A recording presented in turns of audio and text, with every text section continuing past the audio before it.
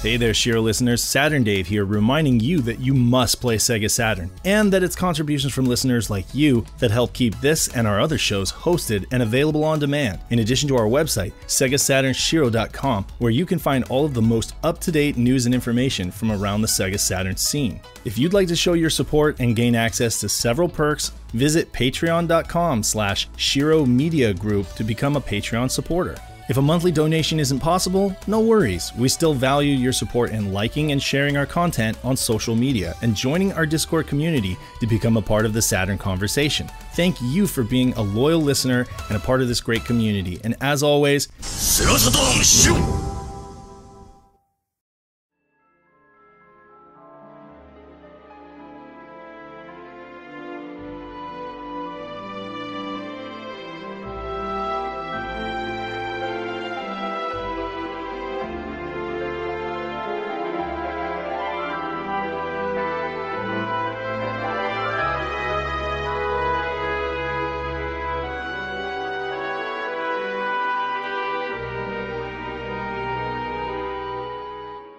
hey everyone, welcome to Editor's Corner. It's Saturn Dave here, and I've got my buddy Pat with me. Yo. Who I'm happy to announce is going to be the new regular going forward, and you're going to kind of join me on this journey. Yeah, I mean, I'm not as cool as Peter, I'll be honest, but hopefully I'll make a good sit-in. Those are pretty big shoes to fill, but Peter's a bit busy right now, and you know, who better to fill that seat than Pat?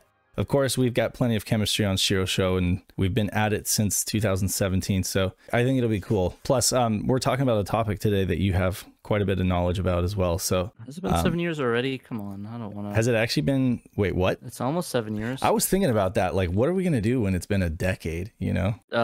Crumble the bones. Yeah, I'm moving to Jamaica, dude. You're gonna move to Jamaica? All right. New life. New well, identity. with that, what have you been up to since we last spoke? I actually just today I did a modification to one of my input cards for my BVM. So, long story short, pretty much there's this capture card that has a fan in it, and it's incredibly loud, like to the point where you can obviously hear it on stream and hear it like far away. It sounds like an old PC fan. But I pretty much opened it up, clipped the old one out.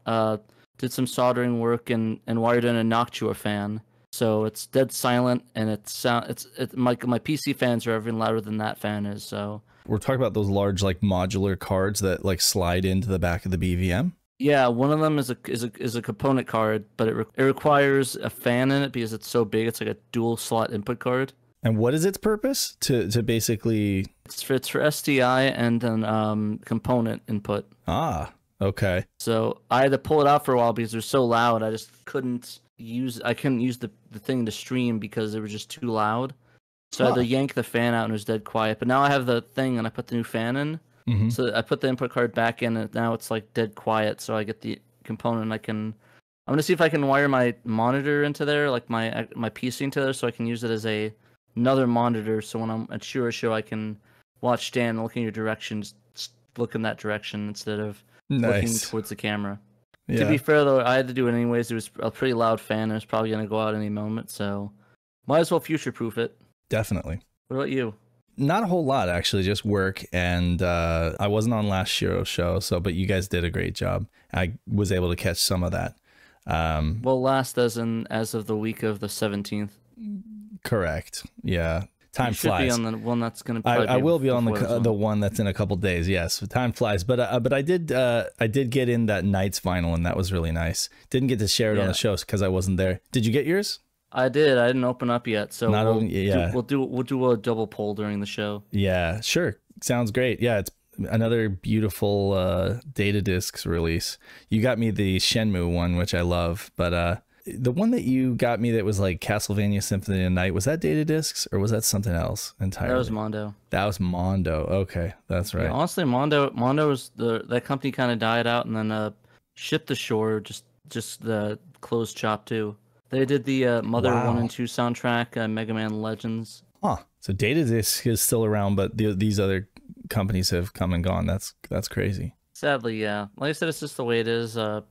I think a lot of them are oversaturating and it's just sitting on a lot of stock. So it's just a symptom of the thing. And honestly, the vinyl stuff is kind of like, it seems like it's getting kind of crazy with it. Yeah. So I'm hoping that hoping that, you know, the companies stay afloat or at least cut down on some of the printings. I know that they want to make it not a limited thing, but maybe making limited is probably the best idea, so it doesn't sit on a bunch of dead stock. Well, there's a sweet spot, right? You know, and you really got to figure that out, like where your market's at, and I guess that's the thing, even with game publishing or whatever, you know, that was part of the roll of the dice, was figuring out just how many games they needed to publish so they weren't sitting on like a warehouse of stock, right? Unlike Sega. Because I know a thing or two about sitting on a bunch of vinyl. I just sent you one from one of the bands that I was in. Yeah. It's some band called the Adams and the Eves. I don't know. I never heard of it. The drummer sounds good though. I appreciate it. Although you know, I was pretty sloppy back then. But I'll be honest with you, like I've got boxes of that vinyl still in my garage here, and you should sell it on the SHIRO website. Yeah, well, you know, I'm thinking maybe if I sit on it long enough, you know, it'll end up having some kind of value. People will be like, oh, this is like a band from like, you know, the early aughts or whatever, you know. But maybe, yeah, like I said, I think maybe it'd be cool just to like have it for, you know, sell at conventions. I'm sure it's not at all related to SEGA Saturn or Sega or whatever, but you know, maybe some people. I met you on the drums. I'd allow it. Fair enough. Well, yeah. So I wanted to take this opportunity to explore one of my personal favorite genres on the SEGA Saturn. That's what we're going to be talking about this evening, is the Japanese mansion mystery genre, which I don't actually know if that's an actual genre. Like I tried to do some research on that, and there are other folks that use that term, but I don't know if it's an actual specific genre or if it's just adventure games. And there's clearly survival. Trope. I would say it's probably a trope sort of thing. It's like a trope, because like a lot of it really originates from, you know, John Romero's Night of the Living Dead.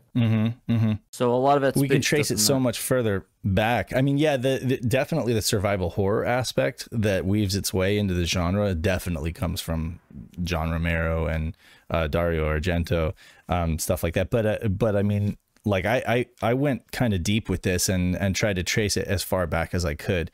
There's actually numerous titles on the Saturn that fall into this genre, so I figured it would make for a great topic of exploration. For real. Yeah, so by the late 80s to early 90s, I'm reading off of a script here to a degree because I actually took notes for this edit. This editor's corner is going to be a little different too, because I actually had to research this, and usually I just shoot from the hip, but on this there's a ton of other games that I haven't even played, but I wanted to be sure to include on this list. So essentially by the late 80s and 90s, Japanese gaming had established this like subgenre of adventure games, the mansion mystery genre. At least that's what I'm calling it, whereby a player character explores and investigates a European style manor house or mansion and faces several obstacles in the form of puzzles, sometimes even death traps, in order to advance and ultimately escape. The one thing that they all have in common is the fact that you're trapped and you must escape. That's kind of like the trope that Pat's talking about. Yeah, it's like, and then some of them it explodes at the end. You have to escape. Yeah,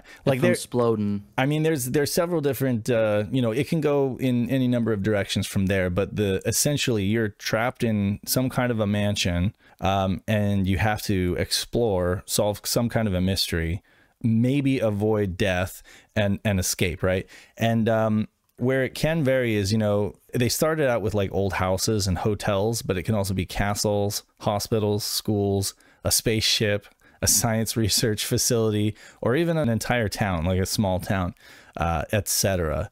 But basically you must explore these environments and solve the puzzles, like I said, to escape. It is an interesting trope that you do bring up with that. It seems like it's one of my prominent in a lot of these games, especially on the Saturn, weirdly enough. Weirdly enough, it is well represented on the Saturn, and it's one of my favorite genres. It's quirky. It's not like, I'm not arguing that it's the best genre, but it's one of the ones that it's the best genre. Oh, okay, great. Then I'm in good company.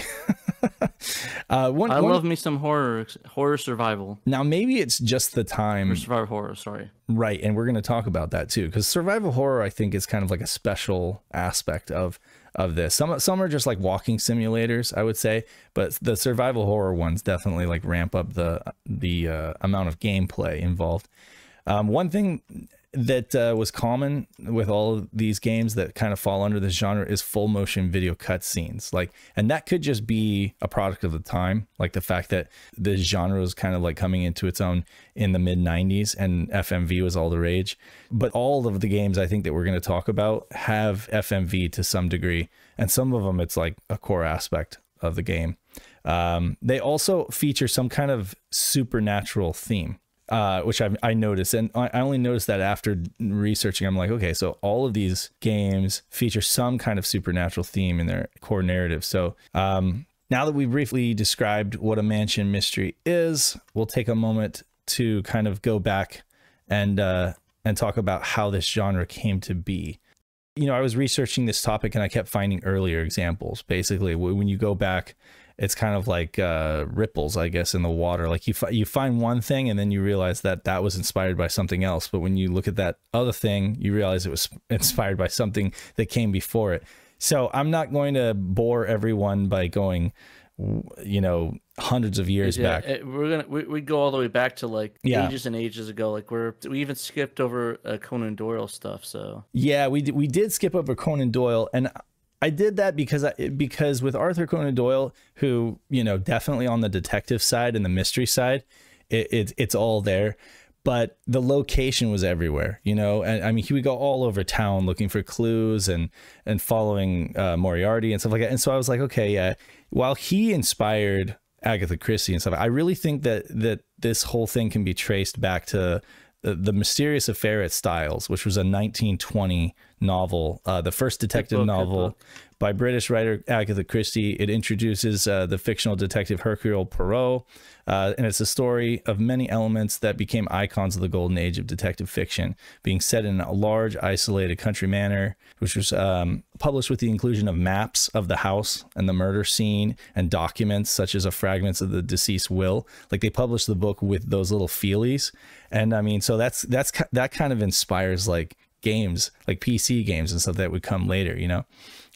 But yeah, essentially that in turn inspired the country house mystery, which was a popular genre of English detective fiction in the 1920s and 30s, set in residences of the gentry and often involving a murder in a country house temporarily isolated by a snowstorm with the suspects at a weekend house party or something like that. So again, they're trapped, you know. I'm sure this like inspired films and stuff like that as well, but I don't want to spend too much time on this section, so I'll move through it quickly. Then in 1949, you had Cluedo, or Clue, which is like the board game. Clue is fun. I Clue, like that Clue is a lot of fun. Yeah, I played it with Jesse, and he really gets into it. He always wants to be Colonel Mustard for some reason. Is that the one that that Tim Curry was? Yeah, that was Clue, the film, right? Yeah, there was a. Was he Mustard? I can't remember. Oh, I can't remember. But I think there was like there was also like a play of it, right? A Broadway play and a movie. Yeah, there's a lot of them. I mean, so 1949, you had Clue. Each player assumes the role of one of six suspects and attempts to deduce the correct answer by moving strategically around a game board that represent rooms of a mansion, collecting clues about circumstances. Then in 1952, you had The Mousetrap, again by Agatha Christie. This time it's a whodunit theatrical play with a twist ending. You followed. I was thinking about that. I wonder if that's a play. The Night Trap's a play on Mousetrap. Night Trap, Mousetrap could be, definitely. It's like that whole horror house sort of stuff. Yeah, absolutely. In that one you fought. That's actually a great point. Not a connection that I made, but I think you might be right. I mean, I guess in Night Trap, well, it's in the name, trap, right? You know, so so that's a great connection. You follow Detective Sergeant Trotter at the Monkswell Manor guest house, and then we move from fiction, or writing, and we move on into video games. Yeah, with 1978, you had Mystery Mansion, the text adventure by Bill Wolpert for the HP 1000. This was player finds one's way through a rundown foreboding mansion in order to find various treasures, solve a murder, and avoid getting killed in the process before the mansion is destroyed by fire at midnight to end the game. You have 3 rooms and 3 stories, a cube-shaped mansion. There's gardens, tunnels, nefarious characters, and obstacles. This, in turn, inspired a 1980 game called Mystery House by Sierra Online. Well, back then they were called Online Systems for the Apple II, and that again was one of the earliest horror video games, I guess. It starts near an abandoned Victorian mansion. The player is soon locked inside the house with no other option to explore, and the mansion contains many interesting rooms and 7 other people. There's definitely a lot of that stuff in that mystery house with the Sierra Online, and especially of the LucasArts games like Manic Mansion and stuff like that, which I think is interesting. Absolutely, yeah. Maniac Mansion. Maniac or Manic Mansion? I can't remember. Yeah, no, I think it was Maniac Mansion. Yeah, I'm thinking something else. Sorry. No worries. Maniac Mansion, probably. It's, you know what I meant, one of the Scum Engine, stuff like that. Absolutely. And that came out on multiple platforms, including NES, I think. This was 1980 by Sierra Online. Then in 1982, and that was called Mystery House. Then in 1982, you had Mystery House, which is literally the same game, but this is Micro Cabin. So basically a Japanese company, Micro Cabin, who was just an upstart at that time, put out a game of the same name, basically inspired by that game, for the NEC PC 6001 and the PC 8801. Classic PC 88. I wonder if it's like, do you know if it actually was like licensed out, or was just like they just pretty much ripped it off? They pretty much just ripped it off. There's a good video online. I mean, if they can't find them and it's in some obscure computer Japan, how are they going to sue, you know? To be fair, it's a little different. It's slightly different, but I mean, it has the same name, and it's definitely inspired by the Online Systems game of the same name. It featured a mansion that one could explore and find treasure and hidden secrets, but it wasn't really horror. It was more like, you know, it was almost like those early Cyan games where you just kind of like point and click and find different interesting things, like the game The Manhole, you know? Yeah. But it was definitely inspired by Mystery House of the same name. And that was 1982. Then we had in 1984, you had Mystery Mansion, the board game by Milton Bradley. And this is a series of board games in which players search furniture and other objects inside a mansion to locate hidden treasure or a stash of money. In 1989, you had a film, a Kurosawa film called Sweet Home, great film, produced by Juzo Itami. And Juzo Itami also produced the game for the Famicom of the same name. A team of 5 filmmakers explore an old mansion in search of precious frescoes hidden there. As they explore the mansion, they encounter hostile ghosts and other supernatural enemies. The player must navigate the intricately laid out mansion, battling with enemies and 5 main characters with the limited weapons and health restorative items available. Have you played Sweet Home, by the way? I've played it and I watched the movie. You played it and watched the movie. Okay. Yeah, the movie is really good. I like it a lot. There's this scene where this character melts for like he's on fire and just melts for like 5 minutes straight. It's pretty sweet. A melting scene for 5 minutes. It's pretty. Wow. It's pretty avant-garde-y, but it's a really good movie.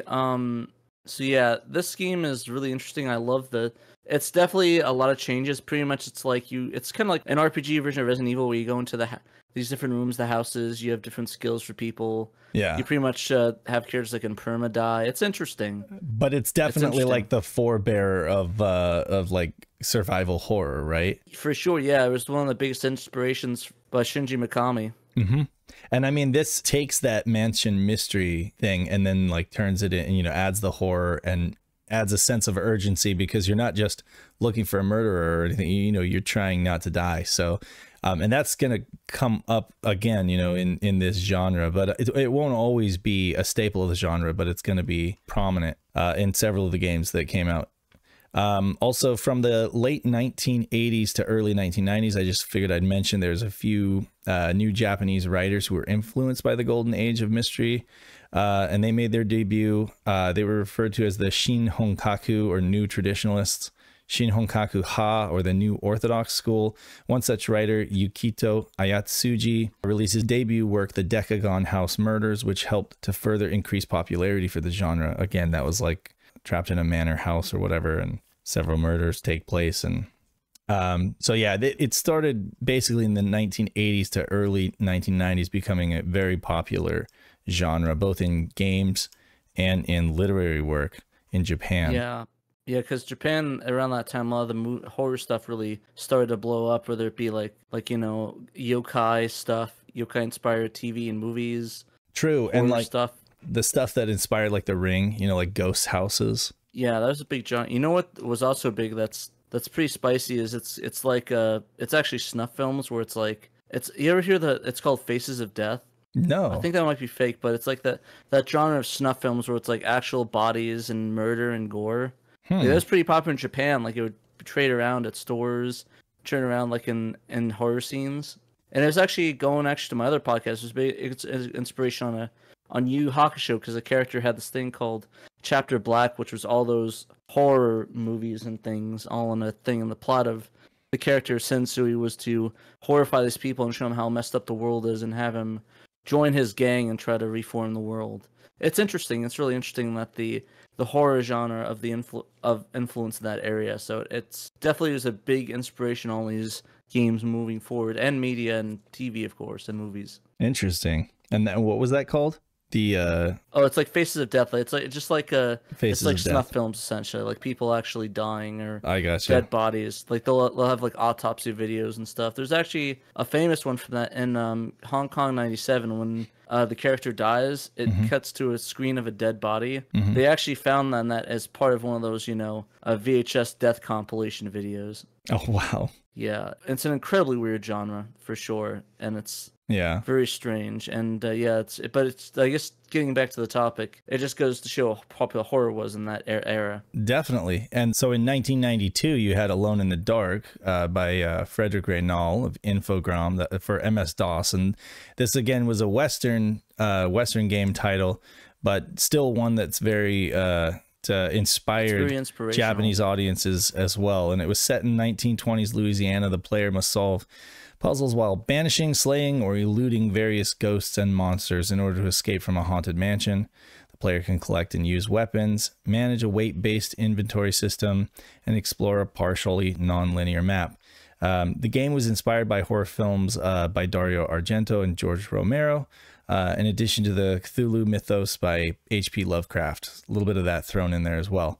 So yeah, just kind of like a catch-all for that stuff. But I mean, yeah, you're wandering through this house, and you're essentially trapped, and you are trying to kill the evil within in order to escape. And you do by the end of the game. It's crazy. I think that game is just technological revolution at the time because there's full 3D graphics in there. Yeah, and I mean, it was crazy. Like, I recently listened to a podcast, They Create Worlds. They were talking about how it was such early 3D that they actually, instead of having like true texture mapping, they had to like render out the wireframes of the rooms and then take that into like Photoshop. Except it wasn't even Photoshop. It was like Deluxe Paint. They took the wireframes into Deluxe Paint and then they literally painted the textures onto the backgrounds and then ported it back into the game. So all the quote unquote textures are actually just hand painted, which is crazy to think of. Yeah, no, not alone that, but that was a big inspiration for all these other, survival horror, like their security camera perspective. Oh, absolutely. Where all of them are pre-rendered backgrounds. So right. But it saved so much, and it looks so good. And honestly, the pre-rendered backgrounds are really a staple of the entire genre. Yeah. So technically, Alone in the Dark had cutscenes, but they were in-game. I don't remember any full motion video. I think it was pretty much all in-game cutscenes, which was commendable for 1992 in 3D, And then 1993, you had The Seventh Guest by Virgin. Trilobite was the developer, Virgin was the publisher, and Graham Devine was like the lead for that project. A game where the player wanders through the mansion, solving logic puzzles and watching videos that further the story. The main antagonist, Henry Stoff, is an ever-present menace, taunting the player with clues, mocking the player as they fail puzzles, and expressing displeasure when the player succeeds.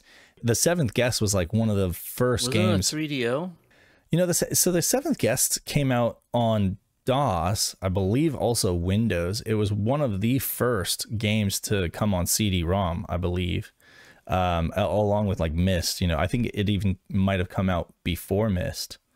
Oh no, yeah, it was on the CDI. It was on the CDI. Okay, yeah, but not Did I say on the 3DO. You Sorry, said 3DO. CDI. Yeah, I was thinking about that because Alone in the Dark, the original Alone in the Dark, came out on the 3DO, and I recommend it. I recommend folks play that either on MS-DOS or on the 3DO. It's a worthwhile experience, and it definitely, you can see that it's the precursor to survival horror.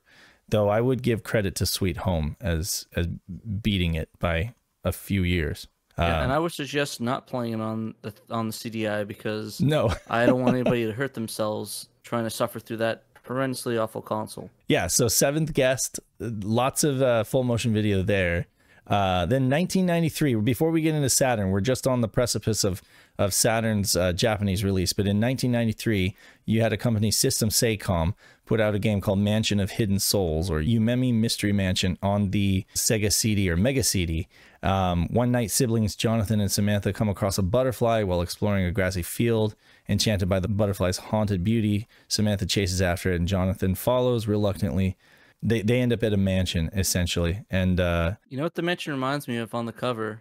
It looks suspiciously like Jean's mansion from Snatcher, his house. Oh yeah, like, you know, it's kind of funny how that yeah, good how point. that sort of, it's like one, like, I don't know, it's honestly just like probably inspired, like Japan's like, oh yeah, right, this is what a mansion kind of looks like. This is like, now we're getting into like almost like a subconscious influence, where I think that this imagery of like this Western mansion or manor house has become so embedded in everyone's subconscious, you know, that it's like it's showing up, you know, and you're absolutely right. It looks very similar. You can almost draw it from memory. But essentially, Mansion of Hidden Souls was a pretty interesting game, kind of a walking simulator, to be honest, but it used full motion video. It had some neat things to it. I would say that the frame rate is incredibly poor on the Sega CD, and that's the only thing that makes it kind of hard to recommend now. But you could probably like watch a YouTube Let's Play of it or whatever. But that's pretty much where System Sacom got their start with Mansion of Hidden Souls, and they would continue on with this genre. They would continue making games in this genre on the Saturn. That would pretty much become their bread and butter. Maybe they deviated once or twice in terms of their output, but I mean, we've got like 6 games to talk about on the Saturn that System Sacom did that all fall under this mansion mystery genre. We're also going to talk Capcom, we're going to talk Warp, and then we'll finish up with a few others that are just kind of stragglers. Is it okay if I bring up a game before we go into the Saturn stuff real quick? Is it Clock Tower? Yeah, Clock Tower. Yeah. How'd you know? Well, because you mentioned it the other day, and that's a good point. See, Clock Tower came out in 1995, well after Saturn had already been out for a year in Japan. But now that we're into Saturn, I don't know if it's really as much of a influence or if it's more an example of a game that was influenced by this genre. But we'll talk about it. We'll bring it up now since we're already talking about it. Clock Tower, SNES, right? Yeah, SNES, and then later ported onto the PlayStation and WonderSwan, if you're crazy enough to play it on that. Oh yeah, Japan only, of course, because why would we get any good games? I know, right? Yeah, but yeah, essentially it's a 2D exploring survival horror type game. You're chased by the infamous Scissor Man, and you know, you're just trying to make it through this mansion. It's really interesting. It's actually pretty ambitious for the SNES, you know. The graphics are great. It plays really well. It's a late release, kind of, you know, it would have been contemporary with like Donkey Kong Country, you know. So it's like one of those late releases that kind of pushed the SNES a bit in terms of like ability to have this like deep narrative, like with this game, you know, where you're this girl and running away from what is Scissor Man, right? Yeah, honestly, it's really definitely a crazy game for the Super Nintendo. It got a remake, right? Got a remake recently, like a much nicer. I think just the ports. Was it just? Oh, okay, all right. Well, I stand corrected. Well, no, it's not out yet. It's coming in actually in early 2024. So. Oh, okay.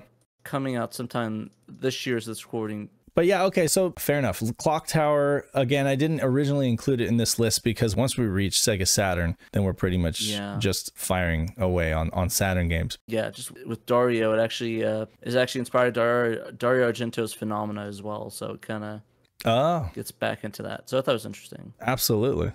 Okay, well, what we'll do, though, is we'll start with System Sacom because they were so well represented on Saturn, and we'll just... Instead of just going in chronological order, we're just going to talk System Sacom games. Okay. In the chronological order that they were released, and then we'll move on to Capcom and then Warp, like that. Okay. That works. That's how I have everything laid out. So in 1994, you had the Mansion of Hidden Souls. Now this was basically System Sacom's first game that they released on the Saturn, and I guess, you know, if you consider the fact that they were trying to, you know, wrangle the Saturn or figure out how to make a game on the Saturn, it stands to reason that they would essentially take a lot of the assets that they already had from Mansion of the Hidden Souls and just kind of like up-res them a little bit, you know, kind of make some enhancements, make some tweaks, and essentially create what's not really a remake. It is considered a sequel. Yeah, I was going to ask you about that because technically it's listed on Wikipedia as actually being a different version of it, but this actually is a completely different game, right? So the confusion comes from a couple things. First of all, the only difference in title is the word "the," right? You have the Mansion of Hidden Souls, and we've talked about this game before on the SHIRO podcast, but it was a while ago. Essentially, they use a lot of the same assets. So when you're watching like Let's Plays and you're just looking on YouTube, you're going to see that same mansion. You're going to see the same staircase, and you're going to think, well, this is the same game, right? It is the same mansion, but it's several years later, and Jonathan, who was the boy, is now a resident of the mansion. And you assume the role of a player named Jun. I guess you solve like a series of strange events with an NPC character named Mike. You navigate through the mansion via FMV clips, moving through predetermined paths. Unlike its predecessor or similar FMV adventures such as D or Myst, there are no puzzles. Instead, Jun has to converse with other residents to solve problems using positive or negative responses.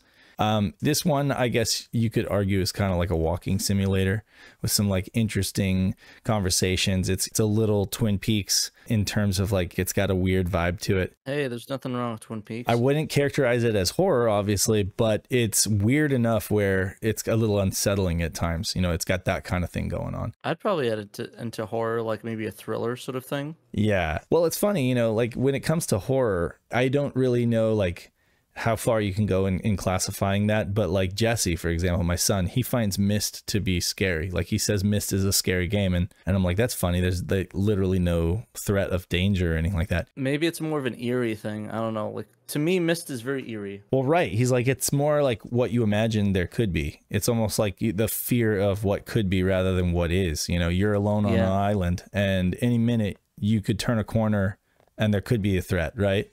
So with the Mansion of Hidden Souls, I think that's going on to a degree where if you're playing it through for the first time, and I don't want to spoil it for you, you know, there are several moments in that game that are a little unsettling, where you're like, what the heck is going on? But essentially, it felt like a safe way for them to break into the Saturn by basically, you know, putting out like an enhanced version of the game they already made, using a lot of the same assets. And it was a safe way for them to be able to either succeed or fail on a new console. And I think they succeeded, you know, by and large. I mean, it is a short game, and it's one that I recommend folks play it, but I don't think that it's an essential playthrough. You could ignore this one and move on to some of their other games and you'd be fine. But again, I think it's a nice game to try out either way. Yeah. Like I said, it does take advantage of the Saturn's power, so I think it's worth a play on its own, especially if you enjoyed the original Mansion of Hidden Souls and you want to play the Mansion of Hidden Souls. It's also got this graphic quality that is undeniable. Like for folks who are younger, but they appreciate kind of like going back and looking at some of these old graphics, you know, because they just find them interesting. It definitely has like almost like a pre-rendered look in some places. Again, you're moving through cutscenes, so I suppose everything is pre-rendered. Right? I was gonna say you can argue everything is pre-rendered. Everything is pre-rendered. Besides maybe the heads that float and talk to you. Absolutely. Yeah. So even then that might be. So it's just the fact that you've got 2D assets in some places. You got the floating heads. You got some very interesting music, by the way. I think it was Naoki Jimbo. Was one of the dudes that did music for System Sacom. Their music department was like seriously underrated because a lot of their games had some really good music in it. Gosh, I don't want this cast to run too long, so I'll move right along to RAMPO. In 1995, you had a game called RAMPO, which really only got released in Japan. And this was inspired by the writer of the same name, RAMPO. He was a Japanese writer who was an admirer of Western mystery writers, especially Edgar Allan Poe, as he never heard of him. Coined his pen name as a rendering of Poe's name, Ron Poe. And he was also influenced by like Sir Arthur Conan Doyle. He attempted to translate Sir Arthur Conan Doyle into Japanese during his first days as a student at Waseda University. But essentially, this game, RAMPO, is basically about this guy, RAMPO, who basically is going through a writer's block after his work has been banned from publishing due to his disturbing nature. And his editor, Yokomizo Sheishi, presses him to write his next piece. He's having trouble getting into the right headspace, so he basically focuses on his landlord duties. He owns this this hotel that's like for males only, no women allowed. But you know, he has keys to all the rooms, so he like goes around snooping in people's rooms, and he's looking through like peepholes in the wall, you know. And essentially he finds out, I guess, someone's bringing sneaking a woman, I guess like a prostitute, into the hotel. And what starts out as simple debauchery ends up turning into an event that changes things quite a bit. You know what's interesting is that I'm looking through this, and there's quite a lot of women in this game, despite it being a men-only hotel. Like I count like right 4 or 5 different women in this hotel. Well, rules are meant to be broken, right? And I guess they broke it quite a few. And also, you know, speaking of that, they went with the blue screen, and I don't think it's working for them because really, really bad blue screen work. This was like before green screen was pretty much just standard practice, right? You know? Yeah, I think it's either or, but I think green screen's now. It's just funny because it's like, I think we do a better job green screening than these guys do blue screening, and we have really this is limited budget. This is 2023. Technology's come quite a way. What was this, 1995 for RAMPO? I will say this, this game is in Japanese, right? So go figure. This game is quite a vibe, let me tell you. And I'm going to keep saying that. That's going to come up a lot with these games, is atmosphere. System Sacom was, if they were good at one thing, it was creating atmosphere and creating like a vibe for their games. You almost like got this sense of like just existing in this space and feeling like it's so unique. Like, so this hotel that he owns, you know, it's like this Japanese hotel with like these narrow hallways and very claustrophobic rooms. And it's very thick on atmosphere. So I do recommend folks check this out. If you can fire it up on ODE, try it out. You may be able to fake your way through. You could use a guide, or you could just enjoy like a video on YouTube. What is it? The creator called Plays in HD. I was thinking Thor High Heels. Thor High Heels is a YouTube creator that did a great video on RAMPO. Okay, I think I meant for the playthrough. Yeah, there's a couple of videos. I think the one that's the most best looking one is Run Plays in HD does one. Okay, cool. Well, we can add that to the notes. Folks can check it out. This is one of those ones that I really sincerely hope gets some kind of a translation. I just don't know if it's possible. How likely that'll be. Yeah, they'd have to dub over it. Obviously, they would no subtitles. Either have to dub it or find a way to put in subtitles. But I don't know if that would be possible. It might. It's not one of those games like Bulk Slash where you can't be reading subtitles, right? If they could figure out a way to put in subtitles, that would be a possibility. Or like you say, just dub it, but that's a lot of work. So yeah, I think the biggest issue though is like they've talked before, that it's hard if there's no existing subtitle thing to replace it or any text. It makes it incredibly hard, and the game seemed to be mostly voice acted only, so they'd have to do a whole fan dub just to do that game. And to be honest though, I'm not sure if it's really worth all that effort, to be frank. Yeah, probably not. And it's not that much of an inspirational game, to be honest. It's not a wonder that it wasn't released in America or outside of Japan. I'm sure that nobody knew about, you know, who RAMPO was, like the writer. This actually was a film. So this game could have been equally inspired by the fact that the film came out the same year, I think, prior to the game. So there was a film that came out called RAMPO, and then the game came out. So in Japan, it was a deal, but over here, it just wouldn't have made any sense. But now, all these years later, it's one for folks to go check out, I think. Next up, in 1996, we had Jikyu Tantei DD, Dracula Detective. This is a detective noir adventure game in a futuristic setting. Dracula Detective is a cinematic drama which plays out as an interactive movie, and the story takes place aboard a Zeppelin ship. So now you're not trapped in a Led Zeppelin? Led Zeppelin. Or yeah, like kind of like the Hindenburg or something, you know, that kind of thing. It actually is German made because they have actually German text on the on the logos and stuff on it. So Yep. are the people German or is it Japanese? And it just That I don't know, because I'll be the first to admit I have not played this game. I actually found out about this game through researching this topic. So this is one that I want to dig into deeper. But yeah, the story takes. I kind of don't. I'm watching don't? it now. You're watching it now. Everyone's looking really lifeless. Like I don't know. Like is the shtick is that everyone's Dracula because everyone's looks like they're devoid of life and need some blood in them. Oh my god, man! Everyone looks like cardboard or like mannequins that they just move the eyes and the mouths. Okay, yeah. Actually, kind of freaky. It's kind of freaky. So okay, but again, Mansion Mystery. Except in this case, you're on a Zeppelin. They've done a lot with this this genre, and they keep moving the locale. But so it's been on any number of crafts, or I mean, hell, later in what was it? The aughts, you had stuff like Resident Evil 0 that took place on a train, right? You know, I mean, only for the first quarter of the game. Okay, fair. That's right. It crashes, but I mean, you are on a train in the beginning, you know. So, I mean, this, but and essentially, it's the same thing. You're rifling through drawers and going through rooms, and you got like a safe room. You're trying to escape. You know, eventually, you want to get off the train, right? But essentially, this you get off the train, all right. Yeah, you do. So Dracula Detective takes place aboard a Zeppelin ship in 2238. Humans have figured out how to travel back in time, which somehow leads to the emergence of crime. Sounds kind of unsafe. Crime didn't exist before that, but time travel led to the emergence of crime. You are Raizu Narukami. Looks like they need a time cop.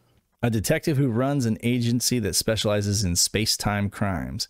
Womanizer at first glance, you're very skilled at what you do, namely in power of observation, reasoning, and deduction. You're known as DD, short for Dracula Detective, because you're a direct descendant of the legendary Dracula. Due to your genes, you also exert some superhuman powers and abilities. Okay, this is an interesting game. Yeah. Interesting story. Once again, Japanese only. You said there's some German there, I guess, on the artwork and stuff like that. But I mean, yeah, no, the ship is in full German. Oh, I got you. Like all the doors are all in German. And stuff, no, like the signage. No Reich logos or anything like that, right? I didn't see any swastikas when I played through it, but I mean, I could play through it again to make sure. I'll do a swastika check. Swastika check. Yeah, no, one for folks to check out. Again, kind of like does it qualify? Kind of enough that I wanted to add it to the list. Yeah, some of these are like they really qualify, like they're right in the wheelhouse of this genre, and then some are kind of like dancing around the edge. This is one of those ones where, again, I haven't played the game, but I've seen enough footage and researched enough on it to say that I think it counts. And again, it's from System Sacom, so check that out. That's GQ Tante DD Dracula Detective 1996. Definitely don't recommend playing that one. Definitely don't. Pat hasn't played it, but he's going to recommend that you don't either. Okay, then we have one of my favorite games. So next 1996 also. This was also released in 1996, so I can only assume that maybe this was like a different team inside System Sacom. I mean, for them to release two games almost simultaneously, that tells me that some people were working on one and some people were working on the other, most likely.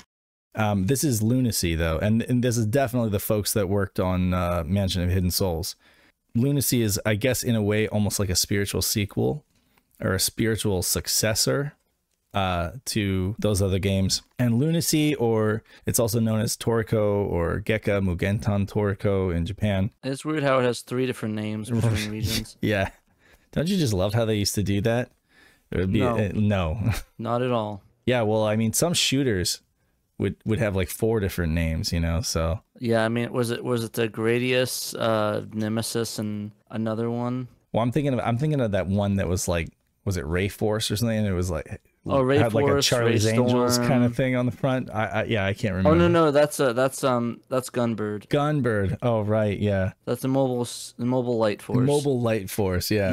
Yeah, that was actually like Masquerade is a completely different game, which is ironic because you launch it up and it still says Gunbird on there. Seriously, yeah. Effort 0. Is there less than 0? Yeah, I don't know. Just literally no care. And then like the second one, Mobile Light Force 2 is what was it? Shikigami no Shiro 1. Oh right, yeah, completely different franchise. Yeah, honestly, that whole thing is a mess. But yeah, just getting back to the Lunacy stuff. This game is honestly probably one of my favorites in that genre. Like, if I had to pick between D and Lunacy, I definitely think Lunacy is more up my alley vibe-wise. That's good to hear. I wasn't sure what your stance was on Lunacy. Me, I definitely am swayed way too easily by like atmosphere and like charm. Like when it comes to rating a game, I have a charm bias, you know, like if a game has like a lot of like personality, I typically will rate it higher than I normally would if the game just feels like it's just void of any kind of personality. And Lunacy, what it might lack in certain areas, like in terms of gameplay, it makes up for in like cinematic storytelling and its vibe overall. You're a traveler named Fred who's lost your memory. You wake up in like this jail in Misty Town, and this dude who's sitting next to you in the jail cell, his name's Anthony, and he just like gives you the key.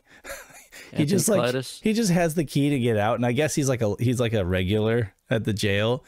But I think it's funny though, he gives you the key and you break out, and then he's like upset that he can't get out himself, you know. I'm like, okay, well, you just gave away the key. But essentially, you know, the only clue that you have to your past, because you have amnesia, is like this, of course, right? Because, you know, that's another trope of Japanese games of the 90s. Everybody has amnesia. It's just an easy way to have the player experience the story as the character does. I mean, even Resident Evil like suffered through that, like with Resident Evil Survivor. Oh yeah.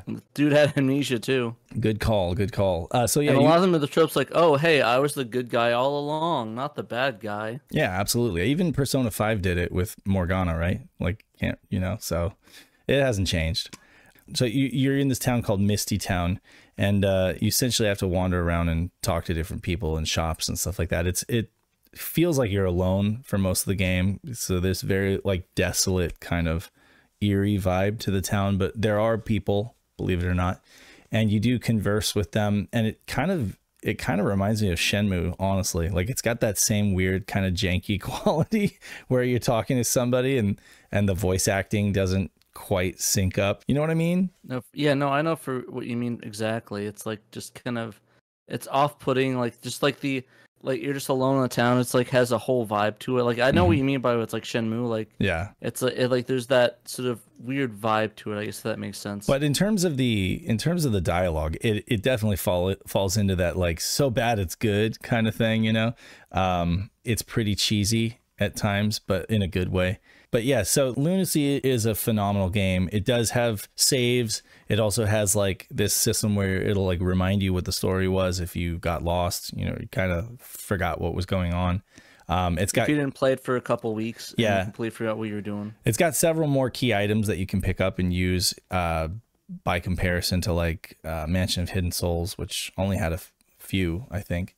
But one of the craziest things about this game is just how they were able to hide load times in between, like where you're moving from one location to another. It's almost seamless, and it's all these like stitched together FMV sequences, but it works so well. You almost forget that they're FMV sequences and feels like you're just moving around, you know? So it's always good when they can hide that, you know? It feels like, you know, you can actually you're actually playing a game. Absolutely. You forget about that. It's just a bunch of FMVs. Absolutely. Yeah. So Lunacy ranks up there as far as like my favorite games on Saturn. And I think it has a lot more to do with like memories of playing it, the strange vibe that it has. Definitely very, very much like this David Lynch kind of Twin Peaks thing going on. It's very unsettling. And there is actually some like weird stuff that happens at the end. I won't spoil it, but there's actually some weird like kind of horror stuff that goes on. Weird stuff and yeah, like definitely on the second disc, because this game comes in 2 discs and a map. And on the second disc, things just get crazy.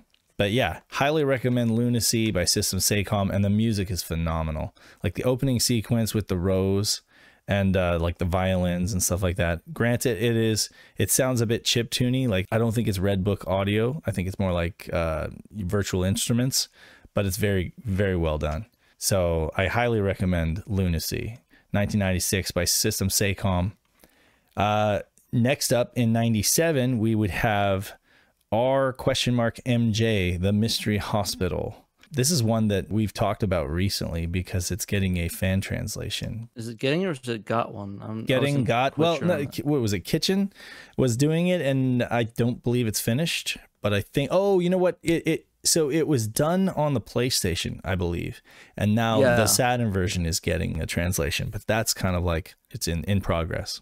Yeah, this one is an interesting game for sure. Definitely is a bit bizarre. It definitely has, you know, that whole Torico and Lunacy vibe. It seems more like while the other ones you feel isolated, I think this one has a cast of characters, so it feels more like a story, you know. It feels like you're more not left alone. Yeah, more like Clue, right? It's more like you have friends to help you out, and you're not completely alone. So yeah, it's a different flavor of like mansion mystery kind of thing. And in this case, you're in a hospital now instead of a mansion, but you are trapped, and you do have to.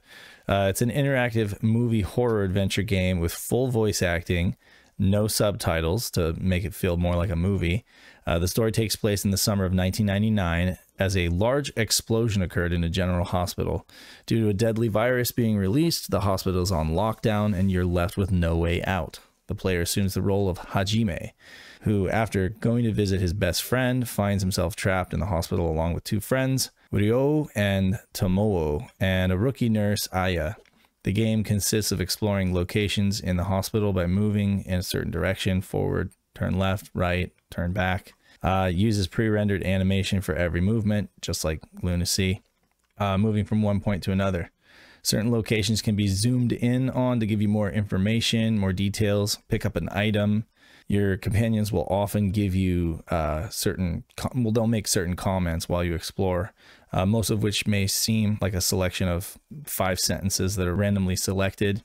The game also features the use of the player's senses, so sight, hearing, touch, smell, and taste, which has to be used at key locations in order to progress the game. Again, this is not one that I've played through the entire thing, but recently when they announced the English translation and they put out like a demo, I did play through some of the demo. I would say that from a sound aspect, like from the audio, it's incredible. Like I played it with headphones on and I was really, really impressed at just the audio production and like the mix, you know, it sounds really great. Definitely characteristic of System Sacom games is that it has like a very distinct vibe.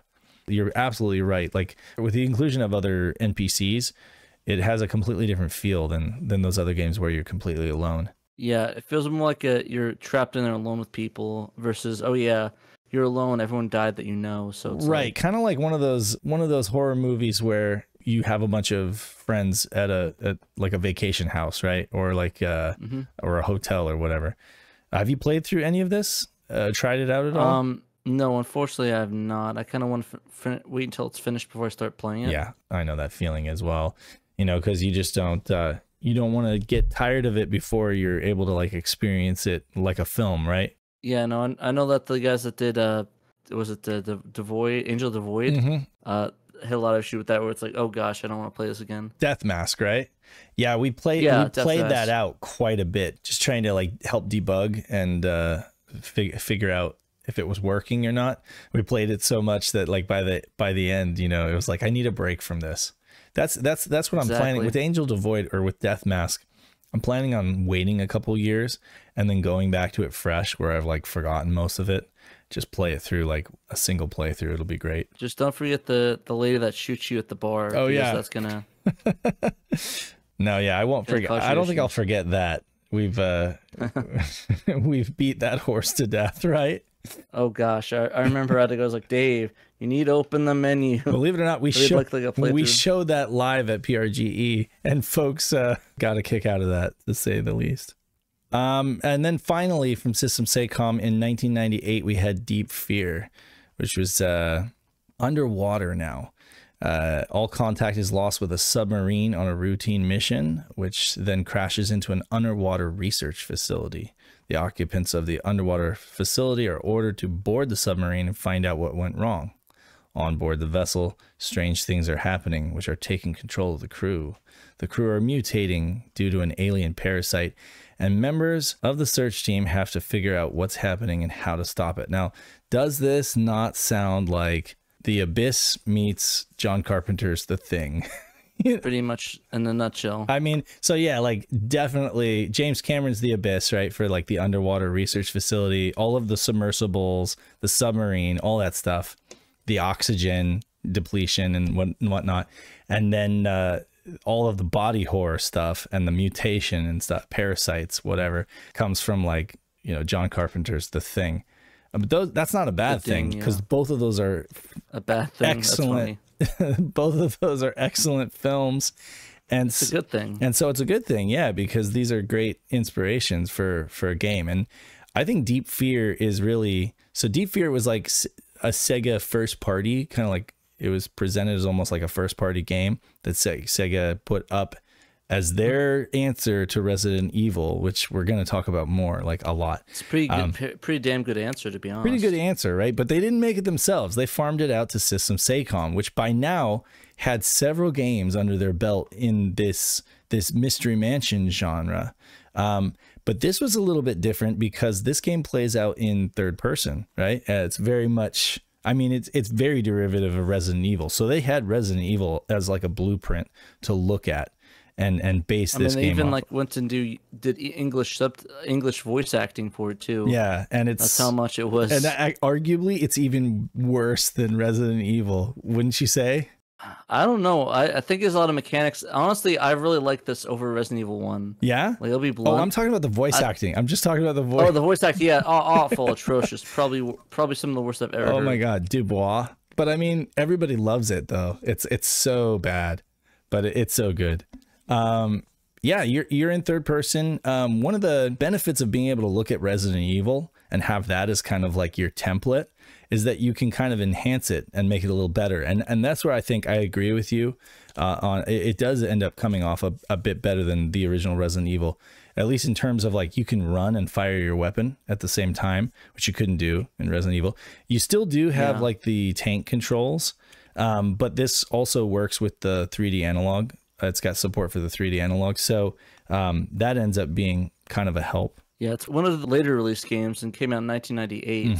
I think it's their last game on the Saturn, and it was really, like I said, it was a fantastic game. I love the mechanics of it, the whole oxygen stuff. It adds another layer to the game, which I think is pretty fun. Absolutely. And instead of those save rooms with a ribbon or whatever, you have like these locker rooms, and you can find guns and ammunition in there, and you can also top up your oxygen. Yeah, the oxygen depletion mechanic was kind of cool. I love that did add like an extra heightened sense of alert, and you know, raise the stakes a little bit. There were also like these cool sections where you would have to almost like you'd have to go out of an airlock and like swim through like a section of the ocean to get to like another area, you know, which also was very well, that's completely derivative of the Abyss, you know, so there you go. But you know, all good stuff. So yeah, where a lot of these games took place in first person, like you're viewing the world.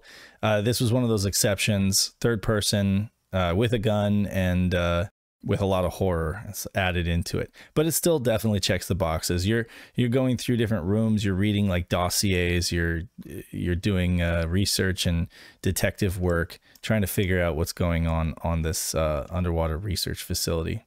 And this claustrophobic feeling that it gives you. It's interesting that there's like these different biopharmaceutical or these different companies that are basically contracted to work on this underwater research facility. So you got like Sea Farm, and you've also got this other, I forget what the other company is called. But essentially, yeah, it's a really cool premise and a fun game. Folks should definitely check it out. For real. So next up, we got Capcom. We're going to talk about that. That all right there was System Sacom. We're moving on into Capcom. And I mean, arguably, they only have 2 games on Saturn that qualify under this genre. They only have 2 games on Saturn, period. I'm joking. that I would say fall under the genre. But the one game that they released in '96 was pretty much like a home run shot. It was like a moonshot. Never heard of it. They really only needed to release that one game to kind of completely take first prize for this genre. But we'll start out with their first game that they did in '95, which was Gakkou no Kowai Uwasa Hanako-san ga Kita, which is, I think, school rumors. It's pretty much like a ghost girl anime or something. Yeah, exactly. Ghost girl anime. Based on the anime series of the same name, the game follows a group of curious children who explore their school in the dead of night to check out the rumors of ghosts lurking about. They're rescued from certain dangers by the ghost girl Hanako. The game has the player move around a 3D environment, navigating rooms and areas, solving puzzles, obtaining items, and playing mini games.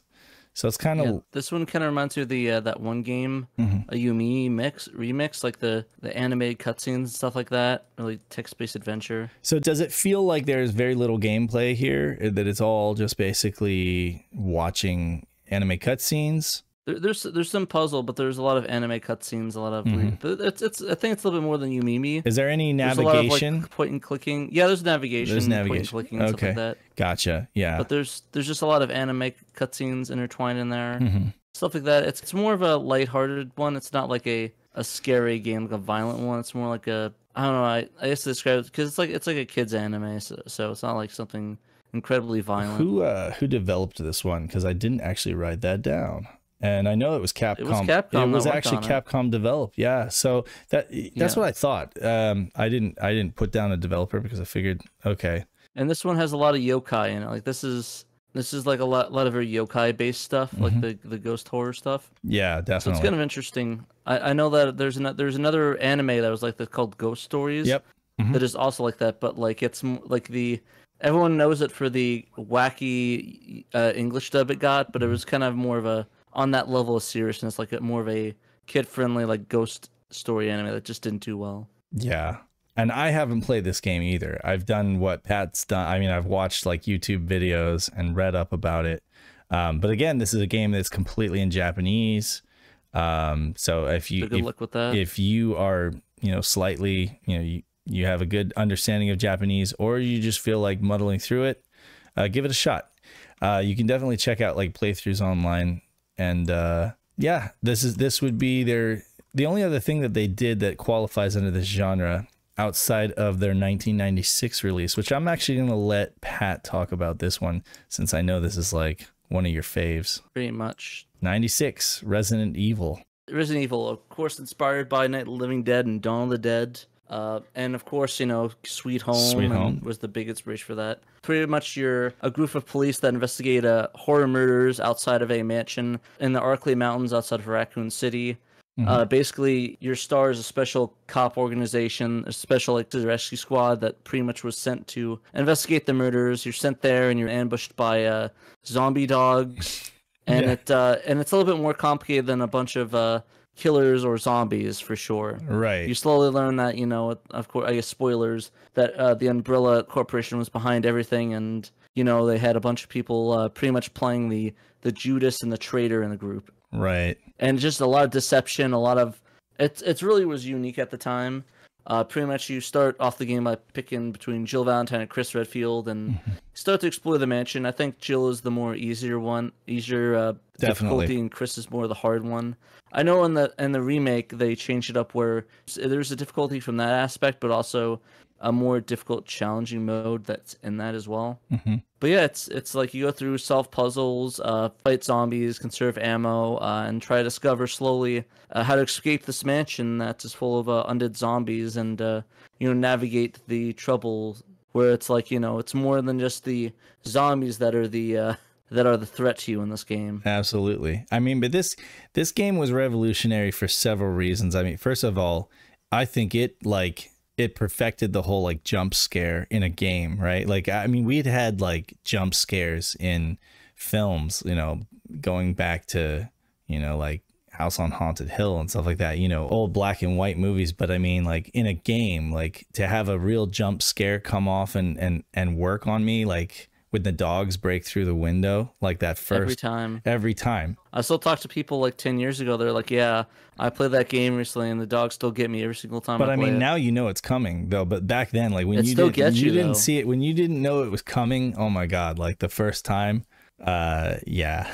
Hey, it's still scary even to this day. Like it still gets me. Like I'll forget about it, or you know, I know it's coming, and it's just the loudest thing in the world, and they just jump out and just attack you. And then you got like the Jill sandwich. You know, you get the ceiling that comes down, which is really, you know, Indiana Jones, right? Temple of Doom kind of thing. Yeah. You know? But I mean, yeah, they incorporated so much cool stuff, and so this mansion is like a hazard in and of itself because there are so many like death traps designed to kill. You know, exactly. And but I mean, you know, so yeah, you have the zombie dogs, you have like the really awesome like FMV cutscene that it opens with, you know, where it introduces all the characters. There's, you know, of course Resident Evil games got a lot quote unquote cooler, you know, after that. Cooler, you're funny. That original game, like there's something to be said for the cheesy full motion video cutscenes, you know, the live action ones at that too. Yeah, exactly. But yeah, you're like Pat said, you're investigating these bizarre murders that have been reported, right? Little do they know that it's just like people being eaten. The victims were apparently eaten. Yep. Yeah. So I mean, Resident Evil, it's like one of those games. It's just one of those games that's so much bigger than anything else. That it's like the one game that I think inspired like so many other games. It's just too legendary. I mean, and the series is still going to this day. Absolutely. Tell us about some of the cool things that folks can see if they play the Saturn version. So there's a couple really interesting things to the Saturn version. There's the battle mode bonus mode where pretty much you're stuck with limited ammo and a threat of time limit. You have to find a series of rooms filled with monsters, and one of them you actually run into is a zombified Wesker. Oh yeah. I know that, and then there's also a change in the actual story where instead of fighting one tyrant, you're fighting two tyrants that pop out. And then of course there's the Hunter Beta, I think, or Gamma. I forget which one it was. That specially Hunter variant. It's like a different color. Yeah, and it's like different difficulty. Different color, different like look of it. But yeah, I definitely recommend people try this version out. It's not that different, but it's still really good. I really enjoy it. Even the graphics have a different look to it. They do, yeah, because of, you know, the Saturn renders 3D differently, and so the Saturn version, I would say, like the characters kind of look a little more chunky, like they're more like filled out, you know, whereas like on the PlayStation version they're a bit skinnier. On the Saturn they're just, you know, Chris looks ripped, you know. But I mean, you know, so check out the Saturn version. It's a lot of fun. It's still Resident Evil, you know. It's not a cheap game if you're actually looking to like buy the game. But I mean, is it nowadays? I remember. I wonder how much the Japanese version is. That's what I'm wondering, is because the US version, forget about it. It's like over $100 easy. Yeah, I traded for like I traded for Indiana Jones. That was like a $45 game back like in 2016 or 17. Mm-hmm. Oh yeah, it's about 100. Last actual bid is 171. So 170 to $200. That's kind of crazy. Yeah. So, but great game. Definitely check it out. That's all for Capcom, just those two games. Next, we're going to move on to Warp. They also had two games under this genre. The first being a 1995 release called D, or D's Diner, inspired by the Transylvania series by Polarware. This was Kenji Eno's, I think, kind of like his defining game. And Kenji, I don't think we even have time to go through the whole Kenji Eno story. We don't really have time to go through all of that, but and we talked about it multiple times though, especially on we did a podcast on the D series as well. So, but yeah, Kenji Eno was like this larger than life kind of dude who did a bunch of different things. He was a musician, you know, he worked in like advertising and like with cars and stuff for a while. Like he had a lot of different interests. You couldn't just nail him down to like video games, but video games were a medium that he enjoyed to like tell stories, you know? And so he made this game for the 3DO, believe it or not, 3DO, and it ended up going on every platform, you know, PC, PlayStation, Saturn. So the story begins in 1997 in the dead of night at a Los Angeles General Hospital where a mass murder has taken place. And the director of the hospital, Richter Harris, is responsible for the incident, and he shut himself up in the hospital and taken a number of patients hostage, leaving police helpless and unable to move in. So they call in his daughter, Laura Harris, who like rushes to Los Angeles and arrives at the tragic scene. And upon entering, she finds herself transported to an old mansion, like a Transylvanian mansion, while the disembodied voice of her father pleads for her to leave. Nevertheless, she must press forward and save her father and herself. This game takes place in a matter of 2 hours, I guess, in real time, you know, and there are no saves. So this is an experience. Yeah. And you're right. We've talked about this. Yeah, there's no saves. It is a film, basically. You are it's the closest thing to like you're playing a 2-hour movie, basically. And again, it is a mansion mystery. You're trapped in this mansion. You have to solve puzzles.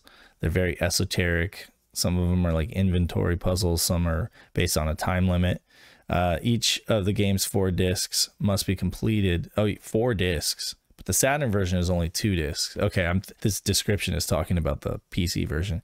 But the game's disc, it has to be completed in 2 hours, like I said. Saving is not an option. Time is kept track of using Laura's pocket watch. The pocket watch can also be used to supply hints for puzzles. It has 3 uses, and then the glass will shatter and it'll stop working. And also the game has multiple endings. That's another thing that was common in this genre, is you could get the good ending or the bad ending.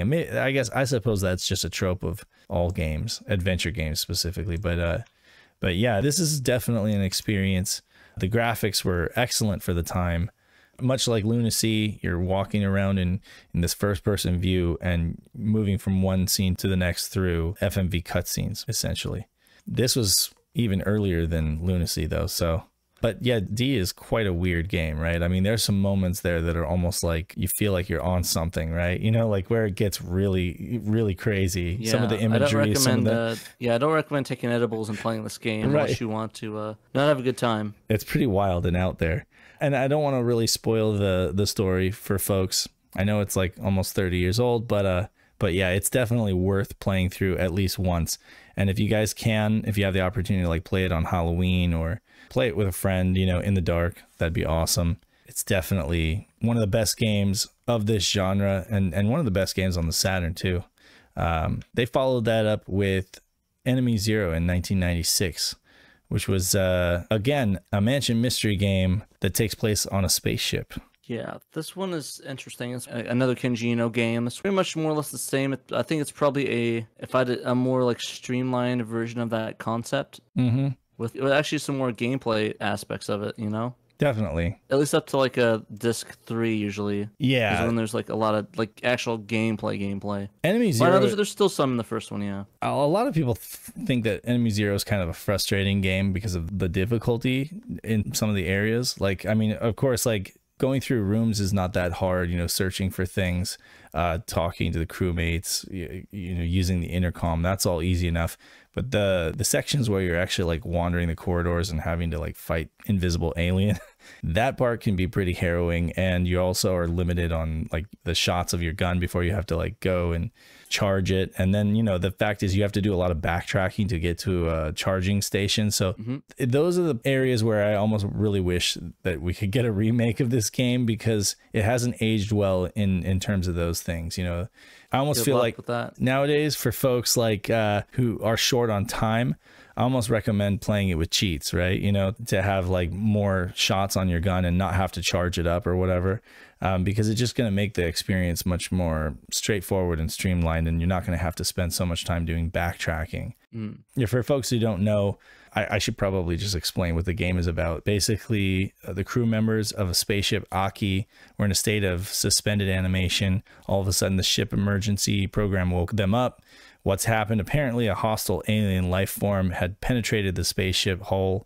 Now, Laura, the heroine of the game, has to establish contact with her comrades, finding the way through maze-like corridors on the giant vessel. She also has to defend herself against the aliens, which seem to be more intimidating because they're totally invisible. Now, she has like this earpiece that she uses to navigate, and it's like ping, ping, ping, ping, ping, ping, ping, ping. So like if they're coming close, you know, then it's like really going crazy, right? And this game is in Dolby. So like if you're using headphones or a really good sound system, stereo system, it almost feels like 3D, like it's coming from all around you. And Definitely that is one of those headphone games, you know? Yeah, it's incredibly derivative of Aliens, right? You know, the sequel, James Cameron, right? Aliens, which was the sequel to the Ridley Scott film.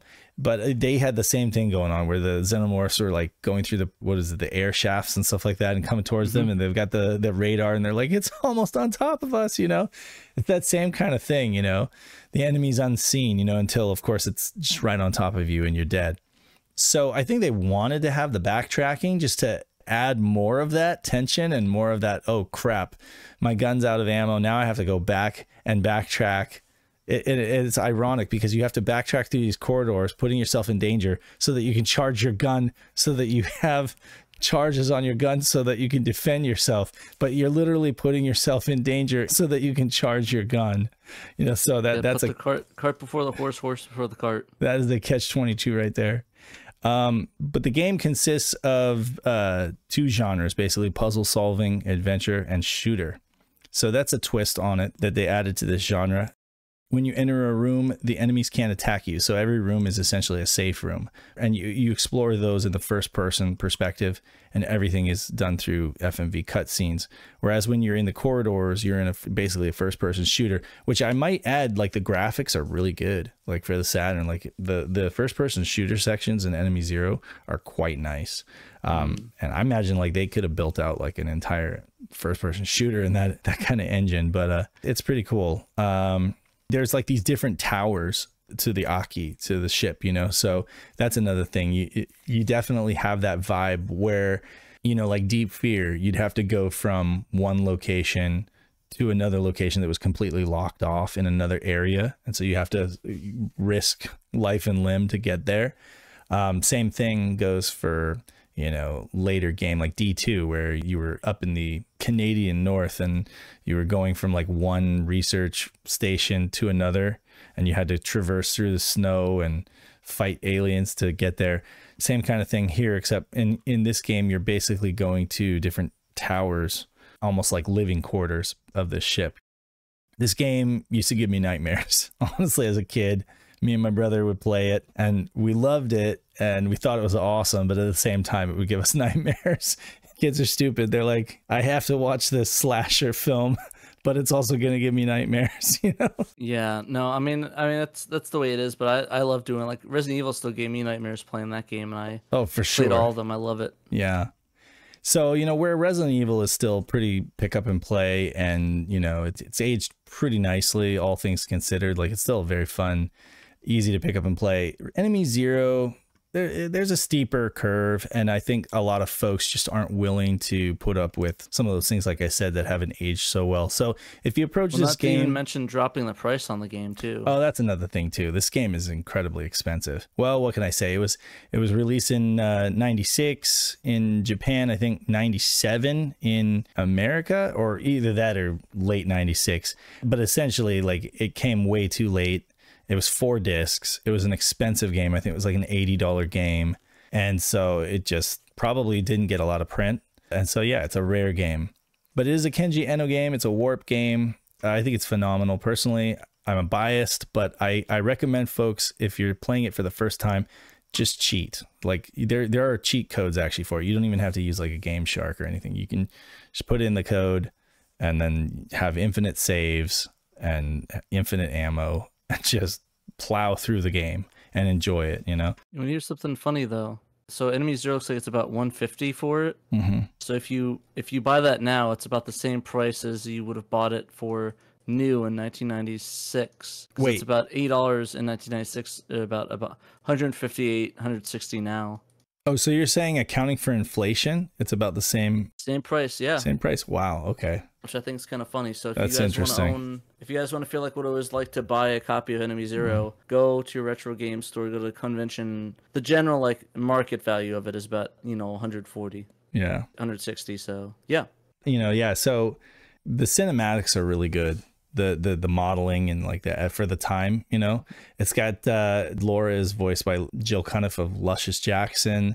Michael Nyman did the soundtrack, from the pianist and Kidnapped. Gattaca. Yeah, he was kidnapped by Kenji. That's a whole long story we don't need to go into right for this. We did on the podcast when we talked about the D games.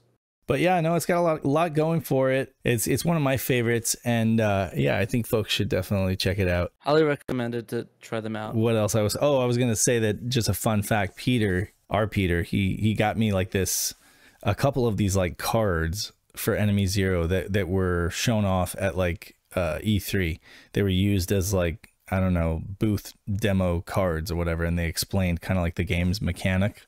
Essentially disc 0 of this game, of course it has to have a disc 0 because it's called Enemy Zero.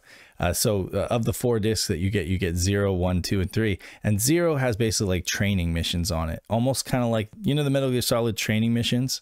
Yeah, it's kind of like that. You're in this wireframe mode and the enemies are actually visible, so you can kind of like get a sense for when you need to fire at the right time and stuff like that. So you could play that for a while and get good. And then like when you're playing the game, you'll have a much easier time of it.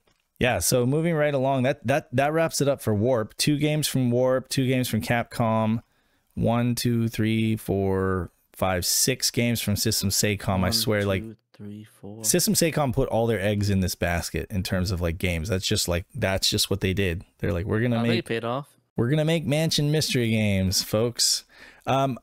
Outside of those big companies, everything else I found was basically like one-offs from different companies, and I'm not gonna. Not a lot of good ones, unfortunately. Not a lot of good ones, but I'll mention them anyway. 94, you had Zeta's Servant of Sheol, which ended up being ported in 96 as Horror Tour by Caravan Interactive. Roddy Volcastle fell into the evil grasp of Zetas, who worked his foul spells on the palace to hide it from mortal eyes. Now you must walk these same haunted halls, and well, you get the idea. I'm not going to read this whole thing, but essentially it's point and click, it's first person. It's an adventure game, but it's also Mansion Mystery because you're having to like solve puzzles and talk to paintings and weird stuff like that. Yeah. Honestly, I'll say straight up, don't play it. It's pretty garbage. Yeah, actually, if you play it at all, if you look at it, and it kind of looks interesting, but I would say play the PC version that came out in 94. Don't play that. That's going to have better graphics, and it's probably going to play better. This has like you use the Saturn pad, like the D-pad, to move a cursor to press to click a button. And I don't think there's mouse support with this, so it just makes sense to play it on a PC and use a mouse. 96, Koei gave us Nanatsu no Hikan, Mystery of Seven Mansions. Now, this one is interesting to me. It had kind of like a re-release or like a remake on the Dreamcast under the same name, Mystery of Seven Mansions. In this mystery adventure game, a young man called Ippei has been given the key to 7 mansions his uncle wants to restore and turn into a resort. But these mansions were never fully explored, and his uncle suspects a great treasure to be hiding somewhere on the premises, and Ippei is tasked to look into it. However, he's warned that there may be dangerous people lurking around. The game uses 3D graphics and a first-person perspective to let the player fully explore the mansion up close. The more Ippei explores the mansion, the more he'll find out about his family history. Ippei can pick up various items, talk to other characters, or simply think out loud to give clues to the player. While there are no action elements, the player must be careful not to activate various traps hidden throughout the 7 mansions. Yeah, and this one I think we discovered on the SHIRO show when Peter added it to the Best of Saturn. Yes, yeah, I was completely blindsided by that. It was one of those games like, and it's Koei too. So like, Koei, they make all these like battle strategy games, you know, like the kind of games that play out like on a huge like like the map. Emperor, you know, Romance of the Three Kingdoms, that kind of stuff. Yeah, that famous one. So whenever I see Koei, I just kind of gloss over it, right? You know, there's one other, what is it, Gotha 2, which is also known as Heir of Zendor. That's a fun one that I do like. It's still a little bit strategy, but it's almost like chess with like airships and stuff like that. But this one's just like out of left field, and this speaks to that truth that no matter how long we've been doing this, we're always finding like new Saturn games that we've never heard there's of. never like a finish line. It's like every time we think we know everything about the Saturn, we covered all the games, there's stuff that just blindsides. It's like, well, I guess we don't know as much as we thought we did. Yeah, I think I know everything about the Saturn, but that's definitely far from the truth. I mean, yeah, we're almost 10 years in, and we're still discovering new things. And I mean, I've been a Saturn fan since 96, 7, you know. But yeah, no, like, this is amazing. I think I'm going to end up playing this on Dreamcast because I think that version got a translation. I would love to see this one get a translation, but this is in Japanese, and I believe it's got the text that goes top to bottom. You know, it's got like the traditional like Japanese text, you know, that runs top to bottom instead of left to right. So yeah, I don't know how easy that would be to do a translation of this, but one can hope.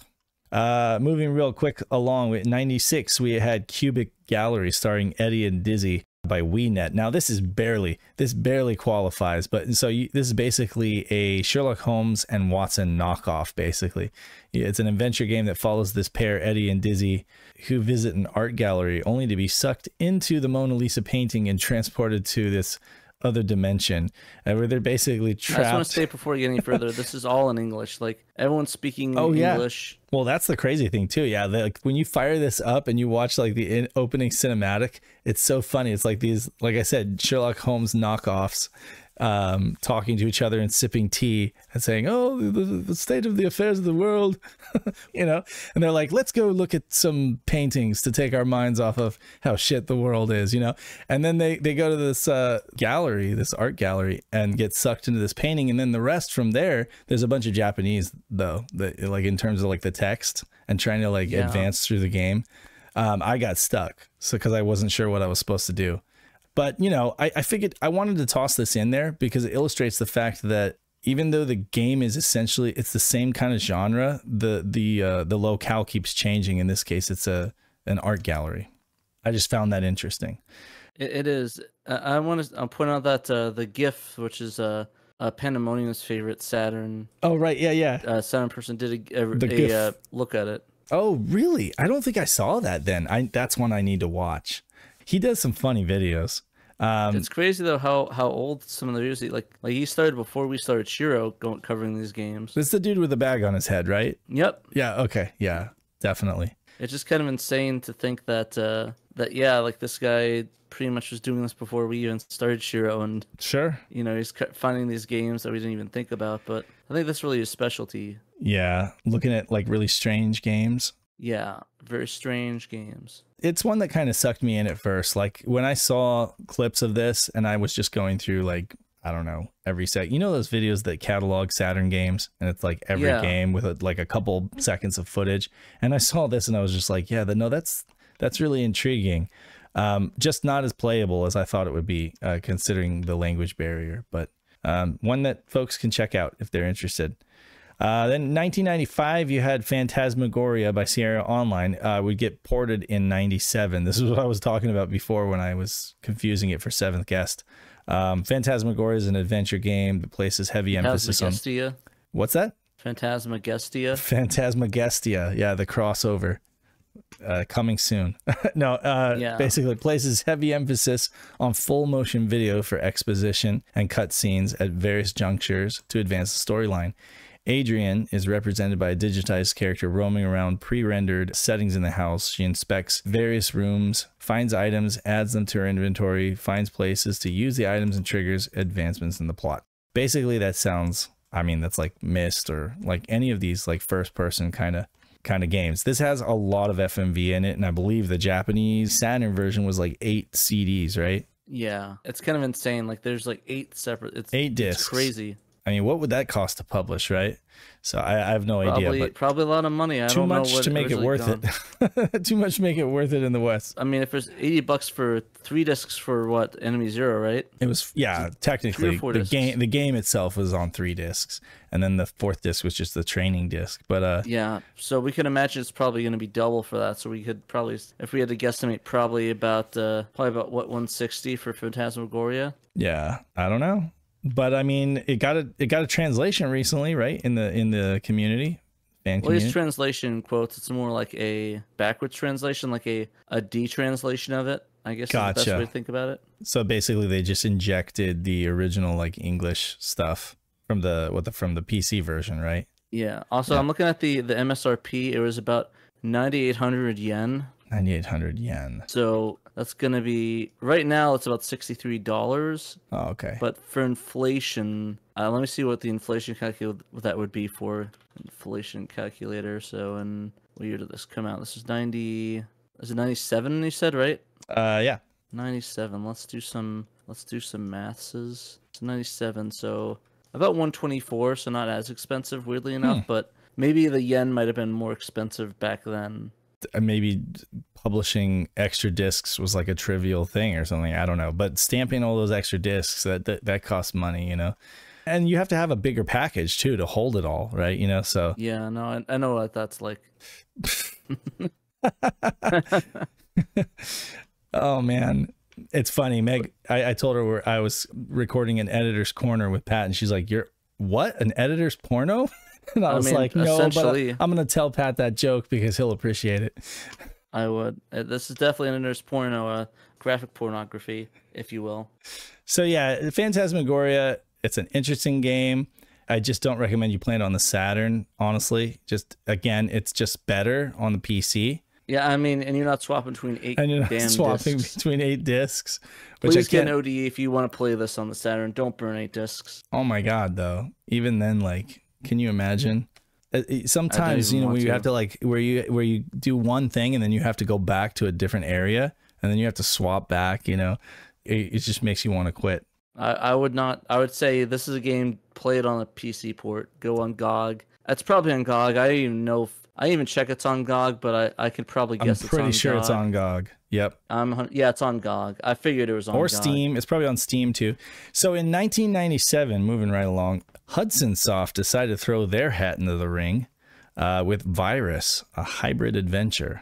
This one's my favorite for a weird reason. Is it? Okay. I think I know what it is, but don't let it out of the bag yet. So Virus is an adventure game with elements of a shooter, similar to the concept of Snatcher, but with much more frequent combat. During the adventure portions of the game, the player explores the virtual reality space called Cybernet. So now instead of a mansion, you are in basically like trapped in cyberspace, basically. And you talk to several characters to solve puzzles and advance the story. The game has many more puzzles than most other Japanese style adventures. Most of them are logic or memory based, though a few require the player to explore the environment and use inventory items. So what's your little nugget that you wanted to share?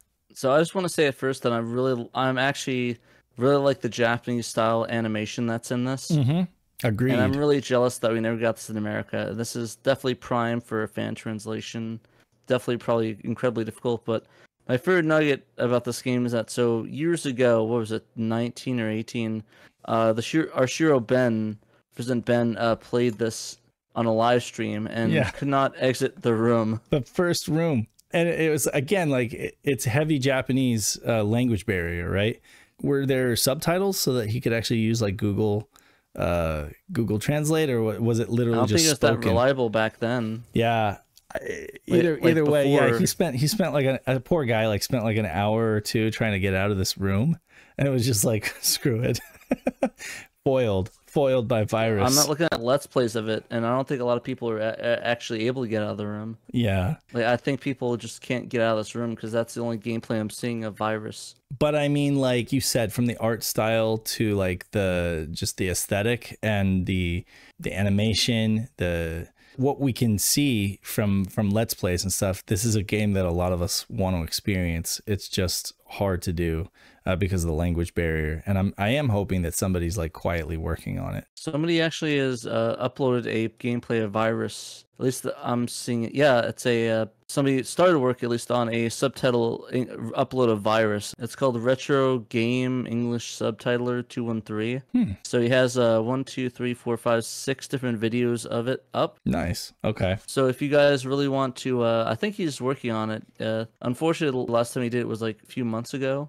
But like, yeah, it looks like he has put English translations and stuff up for it. So if you guys want to, you know, check out the first part of the game in English, I highly recommend it. It doesn't have a lot of views on this channel, so if you guys could give him that, that'd be great. Yeah, I do believe that it is a Saturn exclusive. Yep, Sega Saturn only. So locked to the Saturn and in Japan, August 22, 1997. So yeah, Hudson Soft, of all companies, published and developed So that's one that folks should at least check out in a Let's Play so they can see what we're talking about. But yeah, it's really actually I think he does have the full game of it. So nice. So yeah. Oh, it was actually adapted into an anime series named Virus Buster Surge. So really, check that out on Crunchyroll or whatever. Virus Buster Surge. I don't know. I'm looking it up right now. Virus Buster Surge. Yeah, right here. It's yeah. Wow, right here from 97, 12 episodes. Hey, there you go. From this game. It's based off the game, that's fantastic. So if you guys want to watch that, it's possible. I'm seeing if there's any. Well, there's a Laserdisc release of it. I wonder if is there any English. I'm not seeing. Any... You got to get that. You got your Laserdisc player. Yeah, I'm not sure if this is in. Was this released in? No, yeah, it was released in English. So there was a. I'm seeing a DVD of it. It's probably expensive as hell. Oh yeah, for sure. I mean, I'm seeing DVDs of it. So Virus Buster Surge. Just make a VCD of it and play it on your own. It's $20. Buy it now on Amazon. Hey, there you go. Volume 1. Oh well, Volume 3 is $100. So yeah, if you guys want to bite that bullet. That's not surprising. What would happen with a lot of those like anime that were like less popular, the first couple they do like larger print runs, you know, and then as it kind of like dwindled in popularity or like not as many people were buying it, they would produce like lower print runs as it went on, and then they finally would cancel it, and like the last one released would be like ridiculous money because there are other examples of that happening for sure. Yeah, I'm looking online. I was looking at the YouTube video, and I was scrolling past it, and I just saw full nudity. Looking through it. Oh dear. That's the '90s anime for you. But this actually aesthetically looks amazing. I really want to watch this now. So legally, of course. 1997, and we're almost closing out here. We got 2 more games to talk about. We had 1997. Atlus published a Thinking Rabbit developed title called Minakata Hakudou Toujou. I think I'm saying that right. Or maybe I'm butchering it, but a mystery adventure game. Maybe. I'll still have either way, Dave. A mystery adventure game where the player takes the role of an assistant to Inspector Minakata, reviewing footage of crime scenes to look for anything suspicious. The bulk of the player's interaction involves clicking on objects which trigger dialogue descriptions of the object and ultimately lead to the solution of each case. The game includes 2 short tutorial cases and 2 longer main story cases. I noted that it looks kind of like the stop motion claymation kind of style, similar to like the Rankin Bass films, you know the Rankin Bass films, like I think I was like quoted on a podcast saying I hated Rankin Bass. Okay, well then you don't want to play this game. But yeah, so Thinking Rabbit developed this game and Atlus published it. Japan only again, and again in Japanese, so another reason why I've not played this game. But I recommend folks check it out if they're interested in this genre. It kind of barely falls within this genre, but I still felt like it was worth mentioning. It's incredibly creepy though. That dude on in the intro. Yes. Incredibly creepy. Yes. Yeah. Do not play this game. Like if you hate Rankin Bass, if you even like Rankin Bass, this will make you die. This is very creepy, incredibly creepy. Oh my god. What were they thinking? I'm sorry. This is just freaking me out right now. Oh god. Let's see, last one, and then we can do some honorable mentions. 1995, you had Gakkou no Kaidan. That's from Japan Media Programming and published by SEGA, actually. An interactive movie with adventure elements made to tie in with a Japanese ghost theme film of the same name. Ghost Stories, that's what it's called. Ghost Stories, yeah. They have a game based off of Ghost Stories? This one hardly qualifies. I almost put this in the honorable mentions because it's just, it's more like a point in... Oh no, this is a different thing. Sorry, there's another anime called Gakkou no Kaidan, which is Ghost Stories of Japan. Wait, this is Gakkou an anime. This one is not even related to it. Yeah, no, this is based on the... Wait, Gakkou no Kaidan. I don't think so. Okay, well... Wait, I'm confused. So, it's based on Japanese stories called Ghost Stories. Right. Maybe there's 2 different Ghost Stories. Maybe. The one I'm seeing is the anime one, but that came out in 2000 after the Saturn died. This was like live action. Some of the other Sega CD games with similar thematics, it features FMV sequences with interactive options. For example, escaping some of the enemies may require the player to press directional keys or AC buttons like QuickTime events. The other element of the game is a point-and-click style set. So yeah, that's Sega. It's like a mainline Sega publish, but developed by Japan Media Programming. Gakkou no Kaidan. And that was actually 1995, so I kind of put that in incorrect order, but so that would have been an earlier Saturn title. But that's it. That's everything we got on the Saturn that kind of falls under this Mystery Mansion genre. It's a lot. It's a lot of games when you count it all up. I'm not even sure if PlayStation was as well represented. Games that kind of fell outside the genre. I put Alone in the Dark 2, mostly just because I don't recommend folks play it. If you're going to play it at all, play it on MS-DOS or whatever. Play a good version of the game. Play a good version of it. Don't play it on the Saturn. It's terrible. And it really doesn't have the same vibe as like the Mystery Mansion. It's not nearly as good as the original. So if you're going to play any Alone in the Dark, just play the original. House of the Dead. I put House of the Dead because, well, it's a light gun game, but I mean, you are in a mansion, right? And you're shooting zombies and stuff like that. So I kind of trying to escape it in a way. You're kind of trying to escape it in a way. It's true. Yeah. So it's reaching, but House of the Dead, Snatcher and Police Knots. Now you move all over town. You move to different locations. You're not really trapped, but it is an adventure game with mystery. You are solving these cases, you're digging through clues and stuff like that. So also Pat and I just love these games, so I just wanted an excuse to mention it. Casper, the game Casper is funny because you are in a mansion, you're floating around this mansion, you are going through like trap doors and stuff, you are finding objects that are hidden and stuff like that.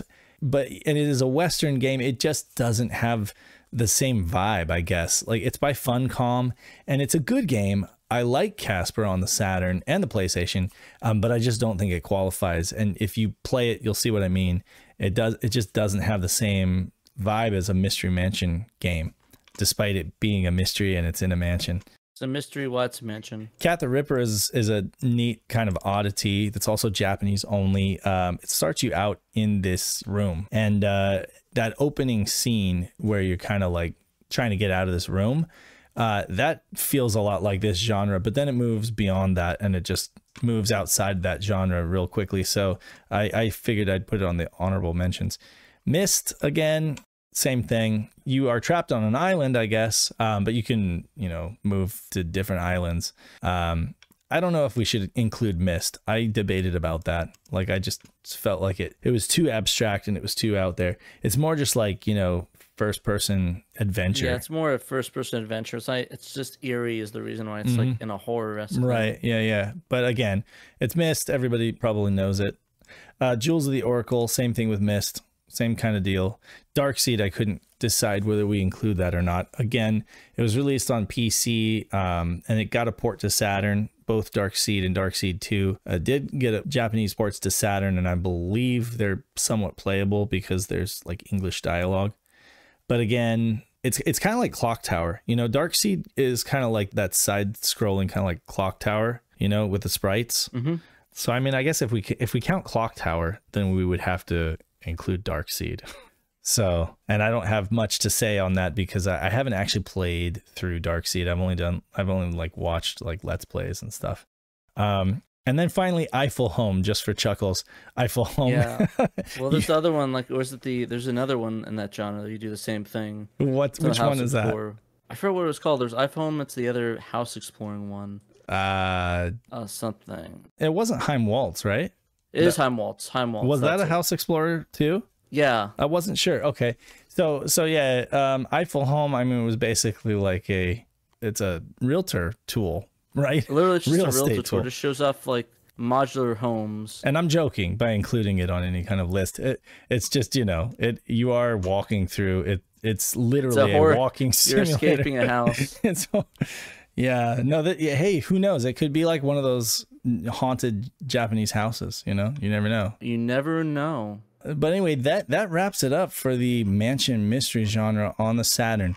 If there are other games, and I searched on like Reddit and posts and forum posts and stuff like that to see if I could dig up any others. If there's any other games that you think qualify for this genre, let us know in the comments or reach out to us on our Discord. I'm interested to know what games you guys have played that you feel kind of like ties in with this genre. Yeah, there's definitely a lot of them. There's definitely a lot of cool games. And I mean, this is just on Saturn. I know that like in the 5th generation, there were several, if you count PlayStation, not at all on N64.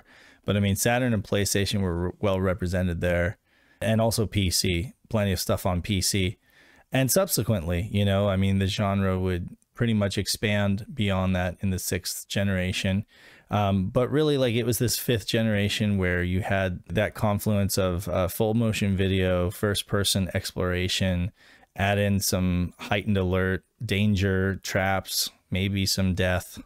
And it was definitely something the Japanese developers kind of went crazy with, you know, so many different ways you can tell the same story, basically. But yeah, anything else you want to say about this genre before we put a cap in it? I just really like this genre a lot. I love the horror aspects, the eeriness of certain games, and there's definitely a lot that, you know, like I said, that's always the memes that we think we know it all, and in reality we don't know jack. It's just really funny, and I really enjoy these genres, and I hopefully they can get some more coming out in the future. Yeah, and I hope maybe, you know, folks take enough of an interest in this genre and in these games to maybe consider translating some of them. I'll take whatever they translate, but if they translate one of these, I'll be first in line, you know, especially like Mystery of Seven Mansions. That one would be pretty sweet. Check out these games and check out SEGASaturnShiro.com.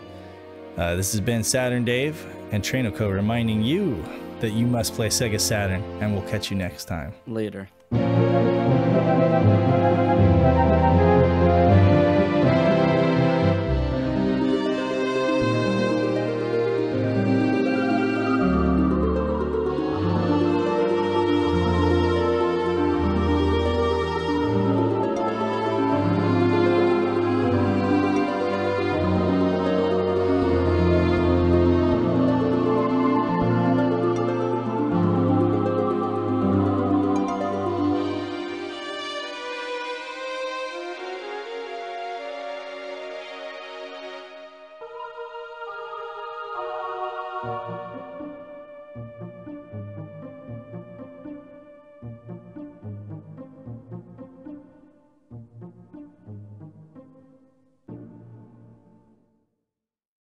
SEGA Saturn SHIRO